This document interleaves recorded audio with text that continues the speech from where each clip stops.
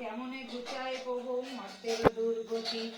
শুনিয়া লক্ষ্মীর কথা বলে নারায়ণ, উতলা হইও না দেবী স্থির কর মন। উপদেশ দিব যাহা সদা রেখো মনে, ধরাধামে যাও লক্ষ্মী ব্রত প্রচারণে। নারায়ণের বাক্য লক্ষ্মী আনন্দিত হয়, লক্ষ্মী ব্রত প্রচারেতে ধরাধামে যায়।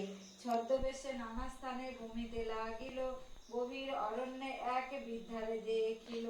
সদয় হৃদয় লক্ষ্মী জিজ্ঞাসিল তারে, কেবা তুমি কি কারণে এসেছ একান্তরে।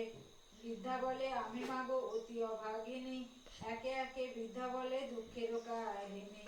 লক্ষ্মী বলে গৃহে যাও কর লক্ষ্মী ব্রত, গুরুবারে সন্ধ্যাকালে লইয়া বধূ যত।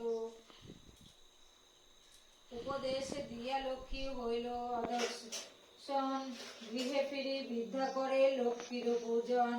লক্ষ্মীর কৃপায় তার দুঃখ দূর হয়, ধনে জনে পূর্ণ হয় বৃদ্ধার আলয়। লক্ষ্মী দেবী তার গৃহে করে আগমন, হইল বৃদ্ধার গৃহ শান্তিনিকেতন। মগধেতে বাস করে এক বণিক তনয়, দৈবযোগে এলো সেথা ব্রতের সময়। ব্রত দেখি বণিক জিজ্ঞাসিল বামাগণে, কিবা ব্রত কর সবে মিলিয়ে ও